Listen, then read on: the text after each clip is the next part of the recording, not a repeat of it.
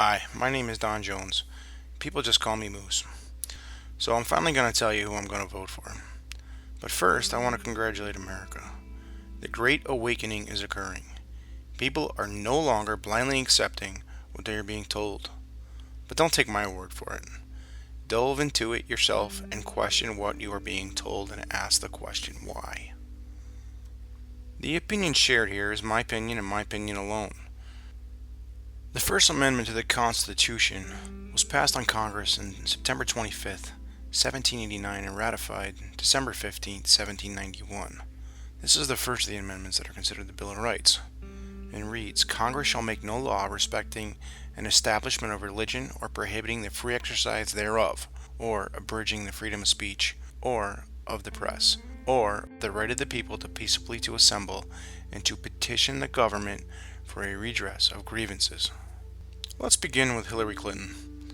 I have serious concerns with Hillary Clinton's ability to lead the free world and honestly and accurately represent the American people. I heard rumors about her attitude with the people who are expected to put their lives on the line every day, the Secret Service. It was a rumor until digging around online.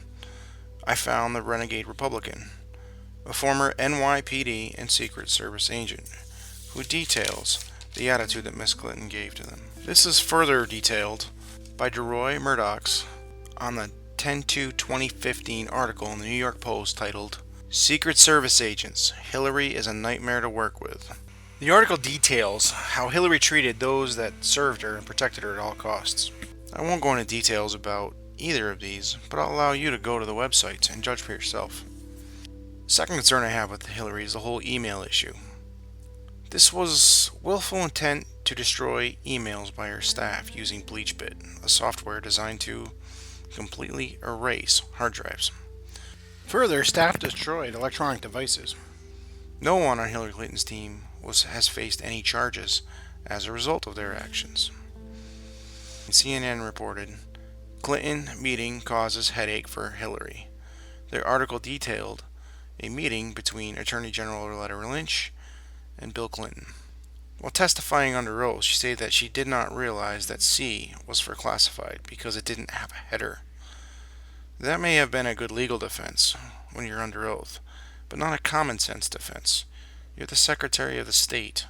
The fact that you didn't know it wasn't classified raises serious questions in my mind. Due to all of this, Miss Clinton, I don't feel that I can trust you, and as such, I will not be voting for you. Mr. Trump, I had considered you. You had been bankrupt. That didn't scare me. In fact, I respected you for your ability to come through and to continue to fight on. You seemed to incite and instigate. Not always a bad thing, but when it gets physical, that's a little worrisome. You want to build a wall, which will never happen. Illegals aren't taking jobs away from Americans. They're doing the jobs that Americans don't want to do. Mr. Trump, I listened to the recording of you and Billy Bush on the bus, and personally, that's not something that I'm willing to let go. Mr. Trump, you dismissed this as locker room talk.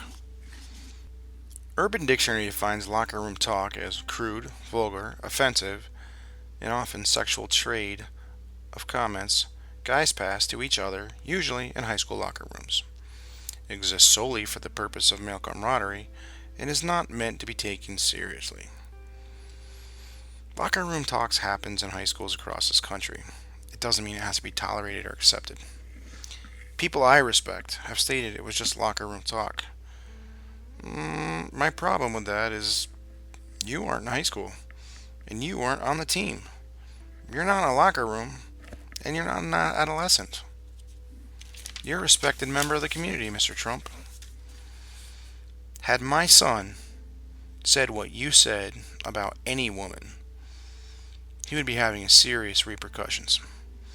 I would begin with, does it matter what you said? And then I would look at him in the face in the sternest voice I can muster and say it does. And then I would get real quiet. And I would get real close. And I would say, would you say that about your mother? Your sister? And maybe someday when you grow up about your own daughter?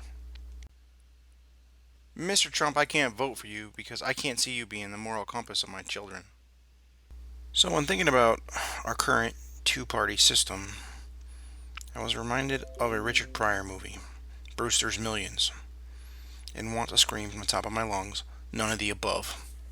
None of the above. You know how it is around election time and you decide not to vote because the two candidates are so repulsive. So a while back while I was on Facebook, my cousin sent me a message. He sent me a link to the Johnson & Wales platform page. I read through the platform and thought it was a pretty great fit for my beliefs. Fiscal conservatives, social liberals. In talking with people that I respect, both Republicans and Democrats, and when I was talking about Gary Johnson, they said it was a wasted vote.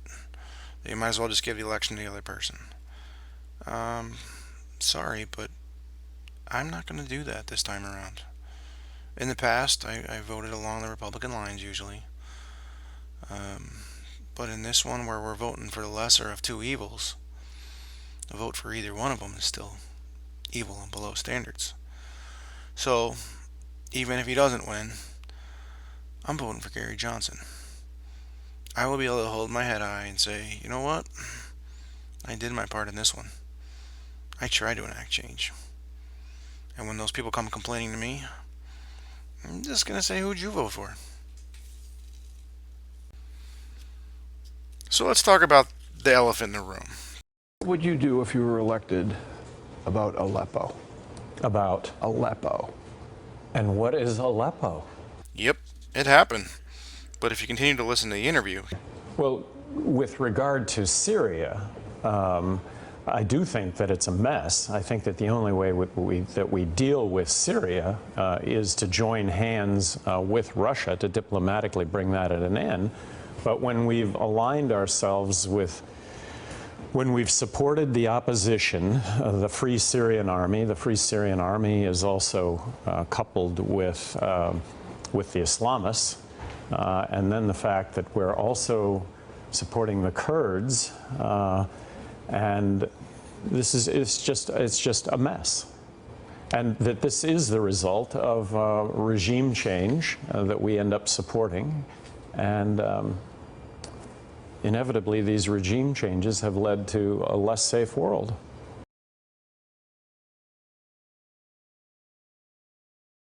So wait, are you saying it was celiac that was No. I'm saying that we all have brain farts, and I had a brain fart. Got it.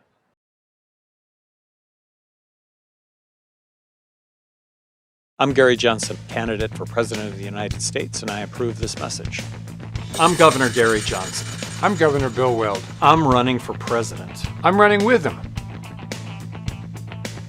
As the governor of New Mexico, I vetoed wasteful spending 750 times, cut taxes 14 times, and left the state with new highways, bridges, schools, hospitals, and $1 billion surplus without raising taxes a penny. As governor of Massachusetts, I cut taxes 21 times and took unemployment from the highest rate among the 11 industrialized states to the lowest. And he did that in his first term. It was easy. The difference between the two of us and the other candidates running for president is that we've been there. And done that. Give us one term, America, and if after 4 years you decide you don't like peace, prosperity, and freedom, you can always vote a Trump or a Hillary back into office again. Johnson Weld 2016, our best America yet. What say, America? You in? Come on.